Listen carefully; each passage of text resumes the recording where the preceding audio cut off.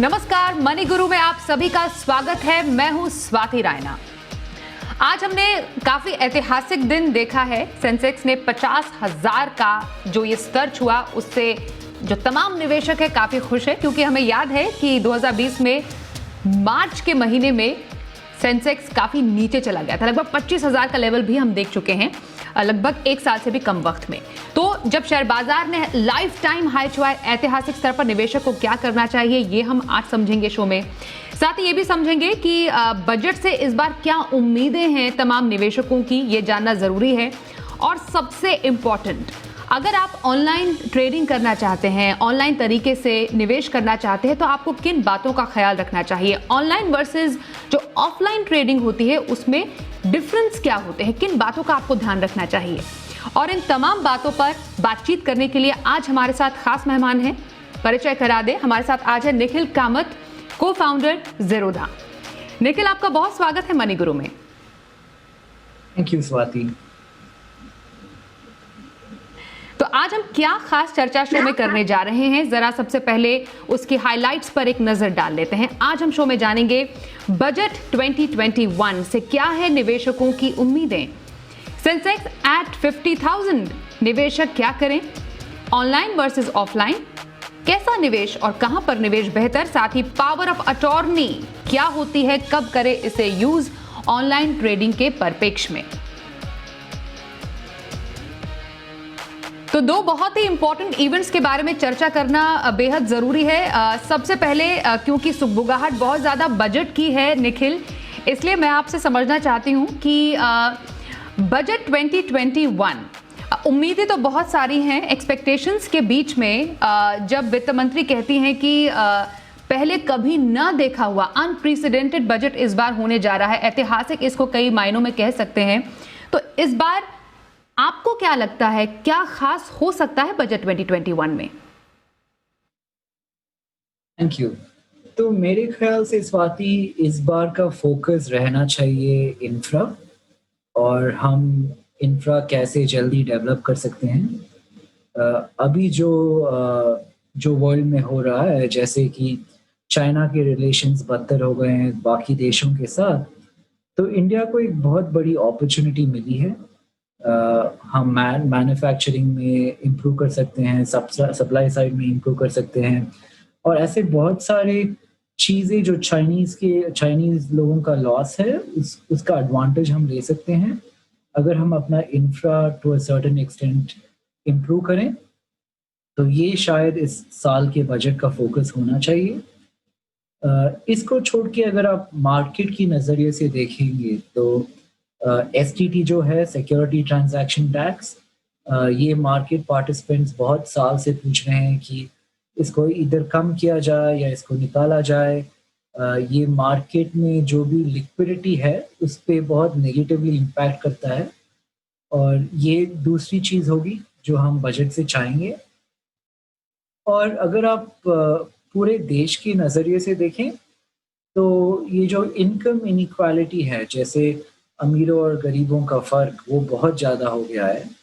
और हम थोड़े सालों से ये भी रेकमेंड कर रहे हैं कि एक इनहेरिटेंस टैक्स या वेल्थ टैक्स, जिससे जब भी लोगों का टाइम के बाद जब भी अपने बच्चों को वो अपना इनहेरिटेंस दे रहे हैं, तभी ये टैक्स, जैसे कि अमेरिका में लगता है, नहीं तो यूके में लगता है, नहीं तो साउथ ईस्ट एशियन कंट्रीज़ में लगता है, ये इंडिया में भी होना चाहिए। और ये गवर्नमेंट को खर्च करने के लिए इकोनॉमी में सभी सेक्टर्स और सभी तरह के लोगों को इम्प्रूव करने के लिए भी चाहिए।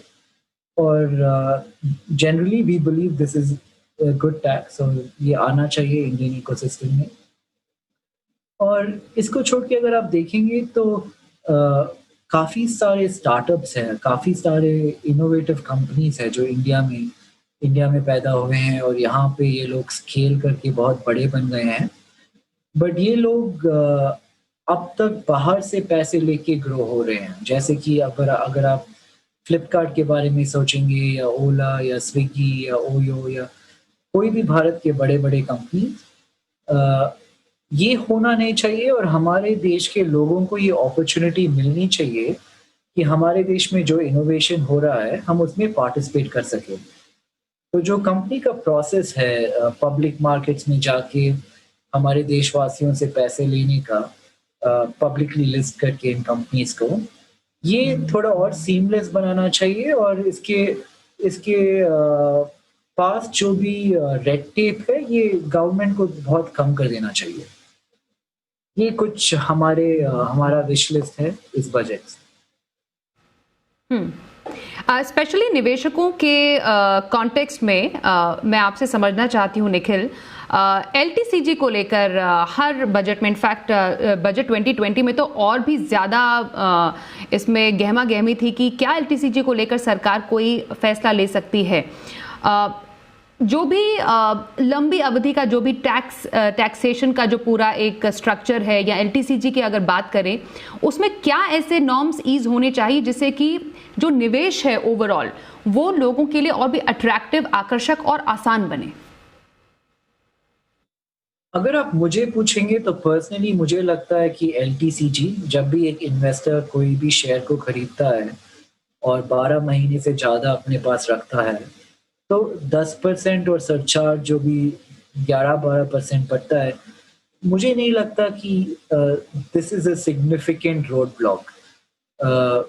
अगर हम गवर्नमेंट के बारे में सोचेंगे तो at the end of the day उनको भी रेवेन्यू चाहिए जो वो स्पेंड कर सकें towards developing and improving the country. तो एलटीसीजी एट 10% मेरी तरह से I think it's okay, it's a fair rate. 10% income tax on equities held for longer than 12 months, मुझे लगता है कि फेयर है। ओके, तो ये तो बजट विश लिस्ट की बात हुई। क्या बदलाव बजट 2021 में होने चाहिए? और निखिल कह रहे हैं कि इंफ्रा एक ऐसा सेक्टर है जहां पर सबसे ज्यादा इस वक्त फोकस की जरूरत है और डेफिनेटली निवेशक के साथ साथ जो आम आदमी है उन्हें और भी ज्यादा यहाँ पर रियायतें मिले टैक्स के मोर्चे पर, ये काफ़ी ज़्यादा इंपॉर्टेंट है। अभी एक और इम्पॉर्टेंट इवेंट जिसकी अब हम निखिल आपसे चर्चा करने जा रहे हैं, सेंसेक्स एट 50,000 लेवल, एक ऐसा कीर्तिमान जो हमने सबने अपनी लाइफ में देखा है।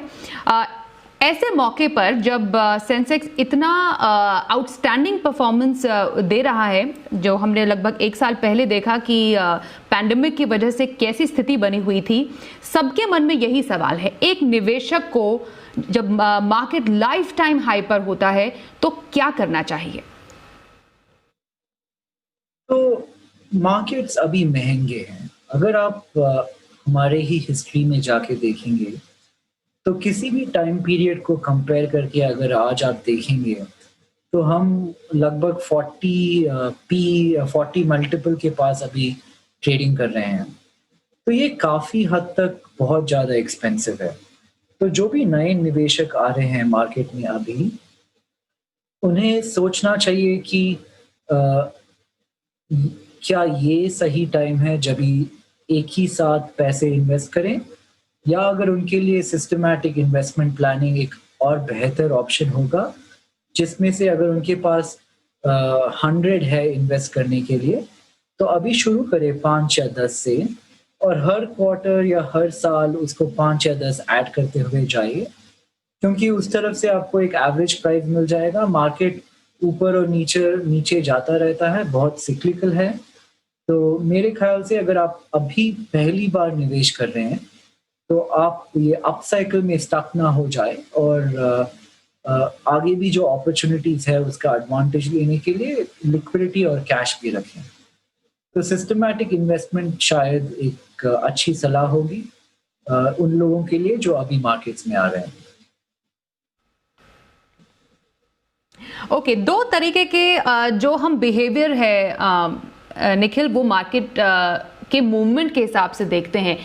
एक जो बिहेवियर था या जो हम रिएक्शन रादर कह सकते हैं, वो था फियर का मार्च 2020 में कि बाजार इतना गिर गया है तो मेरे निवेश का क्या होगा। अब एक और जो इमोशन है बाजार को लेकर वो है इलेशन का या बहुत ज्यादा खुशी का कि बाजार इतना ऊपर है तो मेरे निवेश का क्या होगा। इन दोनों ही इमोशंस को बैलेंस करते हुए आप क्या टिप्स देंगे निवेशकों को? तो ये जो हुआ मार्च में पिछले साल और जो अभी हो रहा है, ये होता रहेगा। ये मार्केट का it's the nature of the market. और जब भी मार्केट ऊपर जाता है तो जितना जाना चाहिए उससे ऊपर जाता है, और जब वो नीचे जाता है तभी भी वही चीज़ होती है। तो to try and not catch the extremes जब वो मार्केट ऊपर है, या मार्केट को जब वो गिर रहा है खरीदने की कोशिश करना, तभी भी सहमत नहीं होगा। बट अगर आप बहुत डिसिप्लिन रहें और डाइवर्सिफाइड रहे अपने पोर्टफोलियो में, not just sector specific diversification but stocks में भी डाइवर्सिटी रखें। मेरे ख्याल से अगर आप सिर्फ लार्ज कैप कंपनीज पे फोकस करें, मैं ये सब बोल रहा हूँ उन लोगों के लिए जो पहली बार निवेश कर रहे हैं। अगर आप लार्ज कैप पे फोकस करें, अगर आप जब भी इन्वेस्टमेंट कर रहे हैं कहीं तो एक स्टॉप लॉस रखें। अगर आप ये सब रूल्स फॉलो करेंगे तो मार्केट एक ऐसी जगह है, जैसे पिछले 10 या 20 साल से अगर आप निफ्टी का परफॉर्मेंस देखें तो 10%, 11% अगर आप कंपाउंड करें तो इतना रिटर्न मिला है। अगर आप इसको किसी भी और इन्वेस्टमेंट क्लास से कंपेयर करेंगे लास्ट 10 साल में, चाहे कि डेट हो, कॉर्पोरेट डेट हो, या रियल एस्टेट हो, या किसी और तरह का इन्वेस्टमेंट, ये एक ऐसा इन्वेस्टमेंट है जिसने बहुत अच्छा परफॉर्म किया है। एक चीज़ आपको दायरे में रखनी चाहिए कि अगर आपके अकाउंट में 1 लाख रुपए हैं तो आप 1 लाख का शेयर खरीदिए, और बहुत ज़्यादा लेवरेज लेके शेयर्स मत खरीदिए। क्योंकि क्या होता है जब आप बहुत लेवरेज ले लेते हैं, अगर मार्केट में एक 20% का करेक्शन भी आ जाए तो आप वो स्टॉक होल्ड नहीं कर पाएंगे। तो ये और एक सलाह हम दे सकते हैं पहली बार निवेश करने वालों को।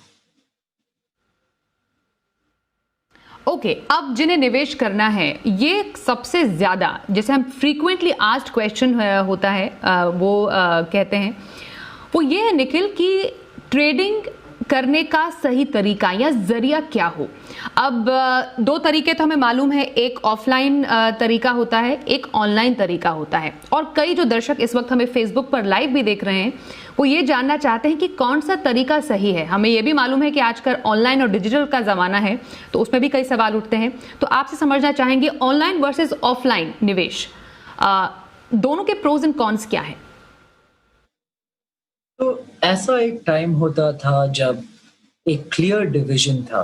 एक तरफ थे ऑफलाइन ब्रोकर्स, एक तरफ थे डिस्काउंट ब्रोकर्स जिनका फीस कम होता था और इन लोगों का फीस ज़्यादा होता था। ये ऑफलाइन ब्रोकर्स ज़्यादा सर्विस प्रोवाइड करते थे ऑनलाइन वालों से, बट इन दोनों के बीच वाला डिवीजन जो लाइन था वो बहुत कम हो गया। अभी जो लोग ऑफलाइन हैं, जो लोग ऑनलाइन हैं, इनमें फ़र्क ज़्यादा नहीं रहा।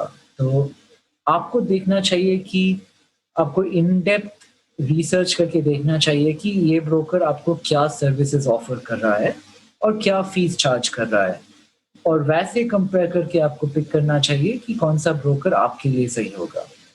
बट अगर आप मार्केट का ट्रेंड ओवरऑल देखेंगे तो मार्केट ज़्यादातर ऑनलाइन की तरह, not just in stock broking but अगर आप बैंकिंग को देखें या कोई भी सर्विसेज कंपनी को देखें, ज़्यादातर बिजनेस ऑनलाइन की तरफ बढ़ रहा है।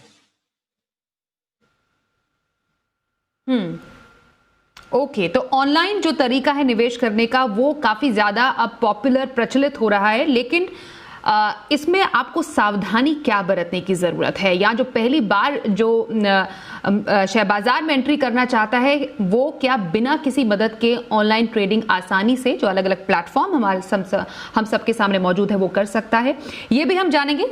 निखिल कामत हमारे साथ लगातार बने हुए हैं, देखते रहिए मनी गुरु।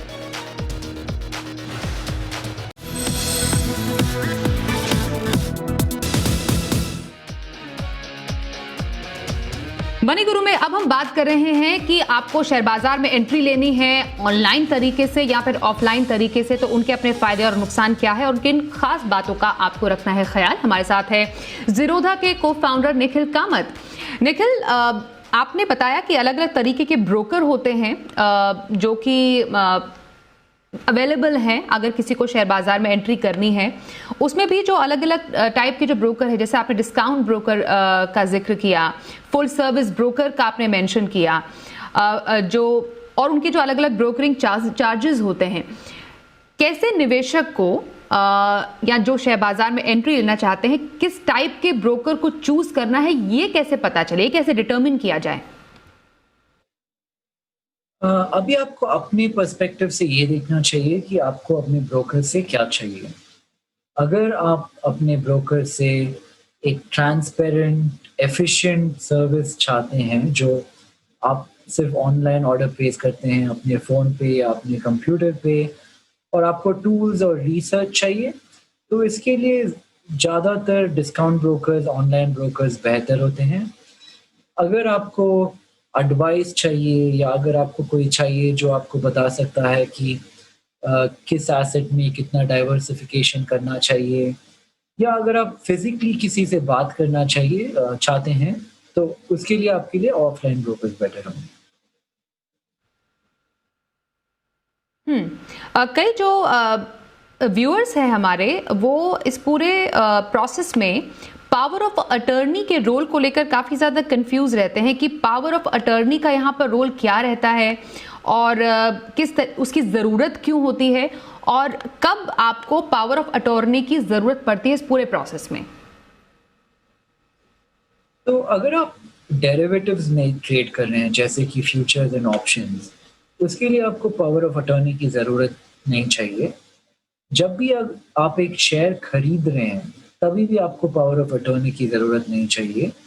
और जब आप शेयर बेच रहे हैं या प्लेज कर रहे हैं, तभी पीओए की ज़रूरत पड़ती है। ट्रेडिशनली अगर आप ये फिजिकली करें, आपको एक डिलीवरी इंस्ट्रक्शन स्लिप भेजना पड़ेगा, शेयर्स डेबिट के लिए पूछ के ब्रोकर के ऑफिस को, ये सब इसमें टाइम लगता है और इसमें आपका कॉस्ट जो है वो भी बढ़ जाता है। इसलिए आजकल ब्रोकर्स पावर ऑफ अटॉर्नी लेके करते हैं।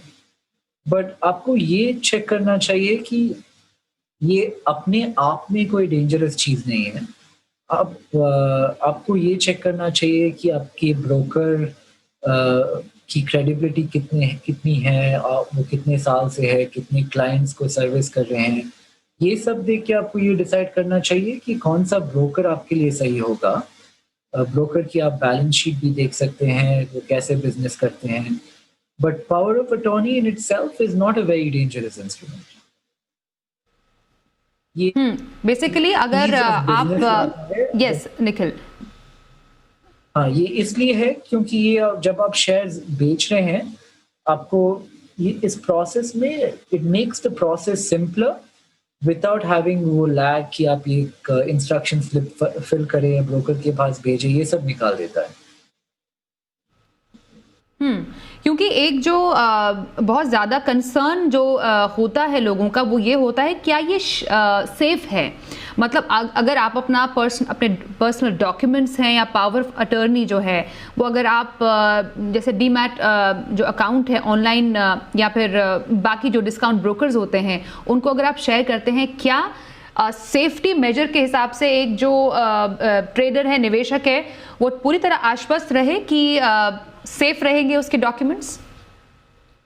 ये बिल्कुल सेफ है। ये आप ब्रोकर्स को इसलिए दे रहे हैं कि जब आप शेयर्स बेचें तो आपको उन्हें लिख के पर्ची या इंस्ट्रक्शन डिलीवरी स्लिप उनको फिजिकली भेजने की ज़रूरत ना पड़े।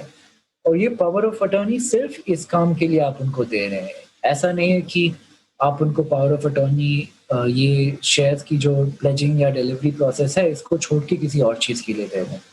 तो ये बिल्कुल सेफ है और आप ये ट्रैक कर सकते हैं कि ब्रोकर ने शेयर कब भेजा, आपके अकाउंट में सब कब क्रेडिट हुआ। ये आपको ब्रोकर भी देता है और एक्सचेंज के साइड से भी आपको ये इंटीमेशन होता है, तो आप ये बिल्कुल चेक भी कर सकते हैं। ओके, अब इतने सारे जो ऑनलाइन ब्रोकर्स हैं निखिल, ज़ीरोधा उसमें से एक हैं और भी बहुत सारे प्लेटफॉर्म्स हैं, बहुत काफ़ी कंफ्यूजिंग हो जाता है किसी एक निवेशक के लिए या फिर ट्रेडर के लिए कि चूज़ कहाँ पर करें, कैसे करें। तो आप क्या वो पैरामीटर्स बताएंगे कि जहां से वो चूज कर सकते हैं, हाँ ये प्लेटफॉर्म है, यहां से मुझे अपनी ट्रेडिंग की शुरुआत करनी है? तो आज के दिन में जितने भी ब्रोकर इंडिया में हैं, उनमें से सबसे बड़ा ज़ेरोधा है आज के दिन में। लगभग 4 मिलियन से ज़्यादा क्लाइंट्स है और about 15%, close to 15% of the volume जो इंडिया में होता है वो ज़ेरोधा पे होता है। बट कौन सा ब्रोकर आपके लिए सही है, ये क्वेश्चन ऐसे हो जाता है कि अगर आप पूछेंगे कि कौन सा बैंक मेरे लिए सही है, क्योंकि हर बैंक में एक तरह का सर्विस होता है, दूसरे बैंक में दूसरे तरफ का सर्विस होता है। अगर आपको एक अच्छा क्रेडिट कार्ड चाहिए और ऑनलाइन बैंकिंग चाहिए तो शायद आप एचडीएफसी बैंक में जाएंगे। अगर आपको शायद ब्रोकिंग और ट्रेडिंग फैसिलिटी चाहिए, आप आईसीआईसीआई बैंक में जाएंगे। तो ये बहुत सब्जेक्टिव है। ये इस चीज़ पे डिपेंड करता है कि एज अ क्लाइंट आपकी ज़रूरत क्या है और आपके लिए मोस्ट इम्पॉर्टेंट बेनिफिट्स क्या है किस ब्रोकर से। ओके अब मैं बहुत ही बेसिक लेवल पे आपसे निखिल पूछना चाहती हूँ, क्योंकि काफ़ी व्यूअर्स की हमसे डिमांड ये है कि किसी को फर्स्ट टाइम शेयर मार्केट में एंट्री करनी है। चलिए उसके पास समझ है कि शेयर मार्केट में उसे एंट्री करनी है, तो अगर आप बहुत ही क्विकली हमें स्टेप्स बताएं कि राइट फ्रॉम डीमैट अकाउंट खोलने से लेकर आगे का जो प्रोसेस होता है, किन किन प्रोसेस से होकर शेयर मार्केट में आप अच्छे तरीके से सक्सेसफुली ट्रेडिंग कर सकते हैं। तो अकाउंट खोलना तो बहुत सिंपल है। आज के दिन में आप ऑनलाइन सब कुछ एक दिन में कर सकते हैं। तो अकाउंट खोलने के बाद आई थिंक जो रूल्स ट्रेडिंग के अराउंड है वो फॉलो करना बहुत इम्पोर्टेंट है। अगर मैं 3 चीज़ों को बताऊं, 3 सबसे बड़े रूल्स, तो पहली चीज़ होगी कि आप कोई भी पेनी स्टॉक सोचिए कि अब कोई आपको एक एसएमएस भेज देता है कि कोई शेयर आप 5 रुपये में खरीद लीजिए, 10 रुपये बन जाएंगे, वो बिल्कुल नहीं करना चाहिए। आपको large cap blue chip companies जिनके बारे में बहुत सारा रिसर्च मार्केट में अवेलेबल है, इन कंपनीज में फोकस करना चाहिए। स्टॉक मार्केट एक ऐसी जगह है जहां पे आप साल में 15% कमाने के लिए आ सकते हैं, बट अगर आप सोचेंगे कि मुझे इस साल में 1 लाख इन्वेस्ट करके 2 लाख बनाना है, तो आपको बहुत ज़्यादा रिस्क लेना पड़ेगा और स्टॉक मार्केट उसके लिए सही जगह नहीं है। तो पहला रूल मैं बताऊंगा कि बड़े लार्ज कैप कंपनीज में आप इन्वेस्ट कीजिए। दूसरा रूल ये होगा कि हमेशा स्टॉप लॉस रखिए। अगर आपने किसी शेयर को 100 रुपये पे खरीदा है और किसी भी रीज़न के लिए वो अगर 95 को चला गया तो आप बेच दीजिए। आप सिस्टम में ऑटोमेटिकली स्टॉप लॉस लगा सकते हैं और आपको ट्रैक करने की ज़रूरत नहीं पड़ेगी। जब भी वो 95 को गिरेगा वो अपने आप बिक जाएगा। और थर्ड रूल जो बहुत ज़्यादा इम्पॉर्टेंट है, जब आप निवेश कर रहे हैं तो आप लेवरेज यूज़ मत कीजिए। अगर आपके पास 100 रुपये हैं तो आप 100 रुपये का इक्विटी खरीदिए। आप मार्जिन लेके 150 या 300 400 ऐसे of a higher amount than you're allocating to the market, ज़्यादा की खरीदारी मत कीजिए। क्योंकि क्या होता है, अगर आप 100 रुपये अकाउंट में रख कर 200 रुपये का इक्विटी खरीदेंगे तो आप बोल नहीं सकते कि किसी दिन वो स्टॉक 40-50% गिर जाए और आपके पास वो होल्डिंग पावर वो बहुत जल्दी चली जाती है। मेरे ख्याल से अगर आप ये 3 रूल फॉलो करें और डाइवर्सिफाई करें अपने पोर्टफोलियो को, आप निवेश अच्छी तरह से कर सकते हैं।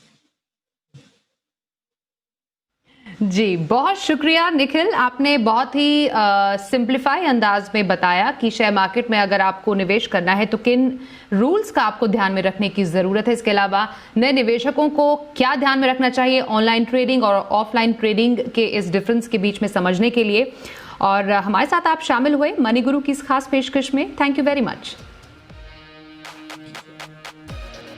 तो इसी के साथ आज के इस एपिसोड में बस इतना ही। वक्त एक छोटे से ब्रेक का हो गया है, पर खबरों का सिलसिला जारी रहेगा। बने रहिए हमारे साथ और देखते रहिए जी बिजनेस।